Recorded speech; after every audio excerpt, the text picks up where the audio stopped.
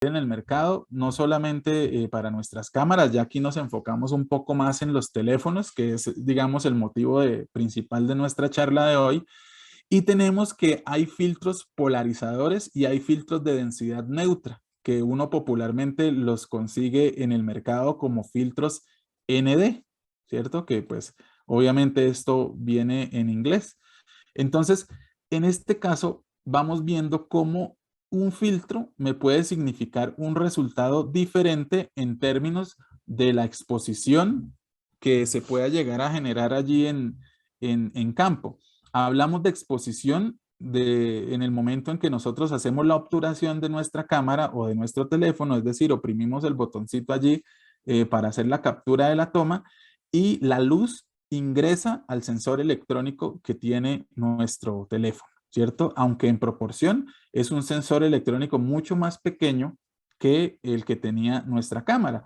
Para hacer aquí digamos, una explicación rápida de lo que les estoy hablando, ustedes saben que en épocas anteriores nosotros teníamos como referencia una película de nitrato de celulosa flexible, ¿cierto? Que es el famoso, digamos, paradigma allí de la película, no solo de cine, sino de fotografía, sino de cine. De hecho, pues la creación de George Eastman, inventor norteamericano, de la película de nitrato de celulosa fue la que se empezó a utilizar finalmente en el cine, ¿no? Después llegaron allí una serie de personajes a aportar.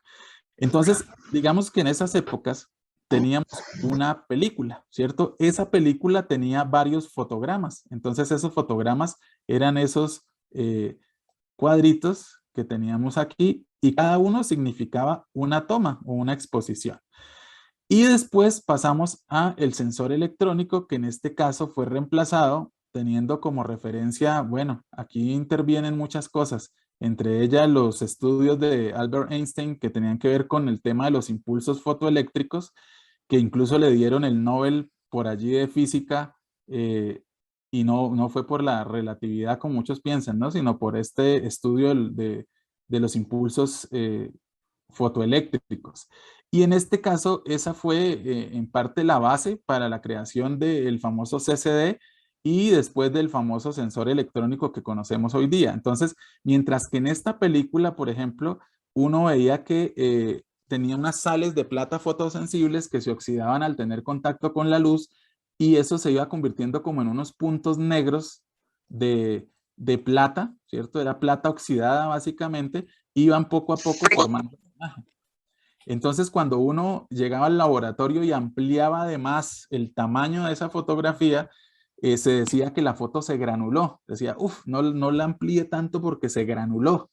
Mientras que en nuestra época tenemos por aquí un sensor electrónico. Cada uno de estos sensores tiene una serie de fotoceldas y cada una de esas fotoceldas alberga una cantidad de píxeles, ¿cierto? Que como les dije, píxel es la abreviación de Picture Element o elemento de la imagen prácticamente, y cada uno de ellos encapsula la luz y a través de esa, digamos, esa capacidad de convertir electrónicamente la luz en información, pues va dando como origen a la fotografía. Y en este caso, cuando nosotros ampliamos una fotografía además, ¿cierto? La ampliamos a un tamaño que no es el de ella, pues ya no se granula, como en el caso de la fotografía análoga, sino que se empieza a pixelar, es decir, se empiezan a evidenciar los píxeles que vienen pues de acá de nuestro sensor.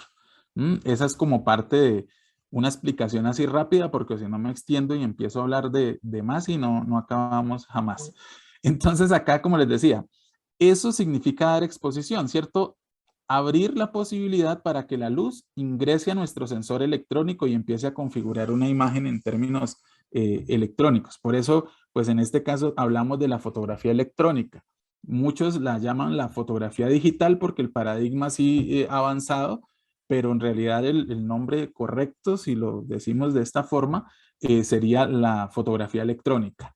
Bien, y en este caso, como les digo, cada uno de estos filtros polarizadores o de densidad neutra tienen unos usos. Nos van a permitir incluso pues fotografiar en condiciones lumínicas adversas, como por ejemplo en un tiempo de mediodía, que el sol es bastante fuerte, la luz es muy blanca, es muy intensa también, y pues genera todas las complicaciones que hablábamos el taller pasado, que tenían que ver con las sombras excesivas debajo de las facciones de nuestro rostro, y por eso es una de las luces, la cenital, menos recomendada para hacer fotografía de rostros o de personas.